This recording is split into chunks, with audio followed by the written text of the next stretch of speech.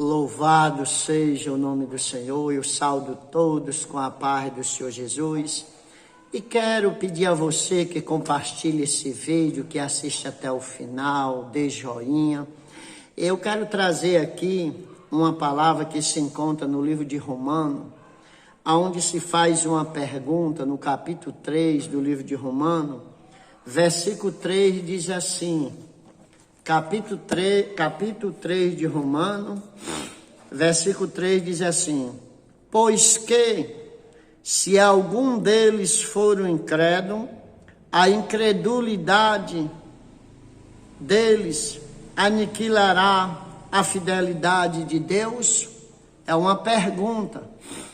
O livro de Romanos aqui está perguntando se a incredulidade sua ou a incredulidade de qualquer pessoa tem como aniquilará a fidelidade de Deus. Aí diz aqui no versículo 4, de maneira nenhuma, sempre seja Deus verdadeiro e todo homem mentiroso, como está escrito, para que seja justificado em tuas palavras e vença quando fores julgado. Então aqui o livro de Romanos, ele faz uma pergunta no capítulo 3, o versículo 3, quando ele diz: pois que se algum deles for incrédulo, a incredulidade deles aniquilará a fidelidade de Deus? De maneira alguma. O homem pode pensar o que ele quiser, fazer o que ele quiser, mas jamais ele vai poder mudar nada. Então o título desta palavra que eu trago hoje: em quem creremos? Em quem vamos crer? Você vai crer na palavra do homem ou você vai crer na palavra de Deus? Em Deus ou no homem? A palavra de Deus, ele diz lá em Jeremias 1:12, eu velo sobre a minha palavra para cumprir. Então, por isso que eu me apego aqui com esta palavra de Deus aqui. É com essa palavra, porque Jeremias 1:12, ele diz que vela sobre esta palavra para cumprir. Então, se ele fala isso, João 15, ele diz aqui no 6, se alguém não estiver em mim, será lançado fora como a vara e secará, e o escolhe e lança no fogo e arde. Mas o versículo 7 diz, se vós estiver em mim e as minhas palavras estiverem em vós, pedirei tudo o que quiserdes e vos será feito. Oh glória! Mas feito por quê? Olha que diz o 8. Nisto é glorificado meu Pai, que deis muito fruto, e assim serei meu discípulo. Louvado, exaltado seja o nome do Senhor. Então o segredo aqui é a palavra dele.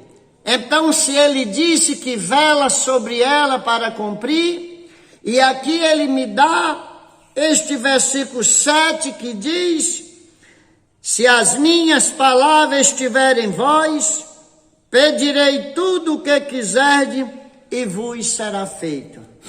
Então eu vou continuar pedindo, eu vou continuar pregando esta palavra.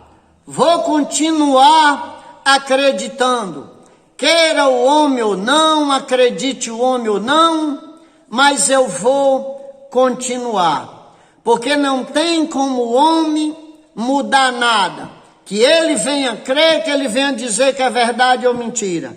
Então a palavra de Deus, ela é verdadeira. Mas pastor, como é que nós vamos provar que a palavra de Deus é verdadeira? Está aqui, capítulo 17, versículo de número 17 de João, ele diz aqui: santifica-os na tua verdade, a tua palavra é a verdade. Louvado seja Deus. João capítulo 17, versículo 17. Santifica-os na tua verdade, a tua palavra é a verdade. A verdade é esta palavra aqui. Então você vai acreditar na palavra de homem ou na palavra de Deus? Por isso que eu digo que o meu governo é o de Deus, é o governo dos céus. A palavra de Deus, ela é superior à dos homens. Deus é verdadeiro e o homem é mentiroso. É o que diz o versículo aqui de Romanos capítulo 3, versículo de número 4. Então a palavra de Deus, ela é eterna. Salmo 119, versículo 89 ao 91, você vai ver ali que a palavra de Deus, ela é eterna. A loucura dos homens, a homem que aceita tudo no mundo, todas as religiões humanas e mentira, que diz os sacerdotes, os sábios, mas rejeita a palavra de Deus que permanece firme através dos séculos. O homem basta criar uma coisa para ter um bocado que acredite. Jesus falou tanta coisa e os homens não acreditam, aí basta aparecer um homem falando coisa dele, eles vão acreditar e deixam de acreditar em Deus. A palavra de Deus, e veja que a palavra de Deus, ela é verdadeira. Agora veja as palavras dos homens, ao contrário da palavra de Deus. Não existe diabo, ensina alguns. Existe sim. E Jesus falou mais dele quando esteve na terra, por causa do perigo que o homem corre em ir parar no inferno. Por isso que tem pessoas que odeiam, pessoas que querem meter uma mordaça na boca, querem o calar a boca, porque mentira, uma das maiores mentiras contada pelo homem é que ele não existe. Ele é o pai da mentira. João 8:44. Eu vou abrir aqui nessa Bíblia, porque é só Bíblia que eu estou falando para você. João 8:44, ele diz aqui, ó, louvado seja Deus. João 8:44, eu vou ajeitar, Deus vai dar graça, que eu quero ajeitar uma câmerazinha para mim pregando e mostrando a você o versículo que está escrito. Versículo de número 44 de João 8. Vós tende por pai o diabo, e quereis satisfazer os desejos de vosso pai. Ele foi homicídio desde o princípio, e não se firmou na verdade, porque não há verdade nele. Quando ele profere mentira, fala do que ele é próprio, porque é mentiroso e pai da mentira. Você sabe quem foi que falou isso aqui? Quem falou não foi pastor, quem falou não foi padre, não foi ninguém que falou isso aqui. Foi o Senhor Jesus Cristo que falou. Disse que ele não pode falar a verdade, o diabo, porque ele é a própria mentira e ele é o pai da mentira. Por isso que quando você ouvir alguém dizer que ele não existe, é mentira. É o contrário da palavra de Deus. A palavra de Deus diz que ele existe, que ele é o pai da mentira, então ele tem interesse de levar você a não acreditar para poder ele pegar você de surpresa. Segundo, não haverá juízo final. Haverá sim. No juízo todos darão conta do que disseram e do que fizeram. Há muitas coisas incertas para o homem, mas depois da morte segue o juízo. Hebreu 9, 27.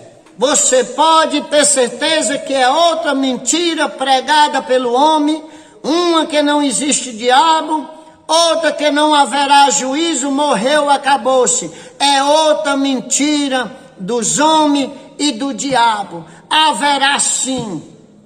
A sua vida pode ter um bocado de coisa incerta, mas que você vai prestar conta do que fala, vai prestar conta do que fez, não tem para onde escapar. Naquele dia, o julgamento no ar, você hoje pode dizer o que quiser, pensar o que quiser, ir aonde quiser, entre aspas, tá entendendo? Mas naquele dia você não poderá fugir. Você naquele dia nem pode questionar nada. Terceiro, não existe inferno. Existe sim. Jesus enfatizou a existência do inferno várias vezes. Mateus capítulo 5, versículo 22, 29, 30. Ou seja, várias passagens na Bíblia. Apocalipse capítulo de número 21, versículo 8. Então Jesus, ele sempre nos avisou sobre o inferno. Então não existe diabo, existe sim, é mentira. Não existe julgamento, morreu, acabou, é mentira sim. São palavras de homem mentirosas, palavras mentirosas. A palavra de Deus diz que existe diabo, a palavra de Deus diz que existe julgamento, e a palavra de Deus diz que existe inferno. Pegue a sua Bíblia, seja qual for, vá ler lá em Lucas, capítulo 16, o 19 ali, que você vai entender. Na sua Bíblia, você vai ler Jesus contando uma história. Quarto, toda religião é boa, é mentira também. Religião que ensina falsas doutrinas, que ensina contra essa palavra de Deus, ela é mentirosa. Então isso são coisas que os homens acreditam e deixam de acreditar na palavra de Deus. Essa palavra, ela é a favor da família, é a favor da humanidade. Ela aqui é um manual de instrução. Então não deixe de crer na palavra de Deus. Às vezes você vai pegar um conselho, você rejeita o conselho de Deus para pegar conselho dos homens, e o final é um final, vamos dizer, trágico. Porque enquanto a vida, a esperança, hoje você ainda pode tomar uma decisão. O inimigo, ele cegou ao entendimento das pessoas, que eu costumo dizer, nós estamos vivendo dias difíceis, dias trabalhosos. Parece que o certo está errado e o errado está certo, mas só parece. Parece que o mal é quem tem razão e o bem não, mas só parece. Não se engane com isso não. Não se engane não, que quem está do lado do mal, Deus não está do lado de quem está do lado do mal. Só há dois caminhos, um do bem e um do mal. Quem estiver no do bem, Deus está com ele. Quem não tiver, Deus está contra ele. Então é melhor em quem nós vamos crer. Vamos crer na palavra de Jesus, não da palavra do homem. Condições para, louvado seja o nome do Senhor, a salvação. Condições para a salvação: creia em Cristo e obedecer a sua ordenança. Primeiro, batismo. Todo que crê e for batizado será salvo. Segundo, a ceia. A ceia é a comunhão do homem com Deus, com Cristo e com a igreja. Então você lendo esta palavra de Deus, você lendo essa Bíblia, você vai ser iluminado. A palavra, A palavra de Deus, ela tem o poder de penetrar a divisão da alma, ela ir no profundo, e Deus vai iluminar você em meio a essa treva. Então, a pergunta é: em quem creremos? Em quem vamos crer? No homem ou em Deus? Eu vou continuar crendo em Deus, que em Deus nós vamos ter vitória. Em Deus pode até o homem achar que é derrotado. Muito ser humano não quer ser humilhado, não quer se humilhar, mas a Bíblia diz que bem-aventurado os mansos, bem-aventurados pacificadores, bem-aventurados sois vós quando forem perseguidos por causa do meu nome. Então estão lhe perseguindo por quê?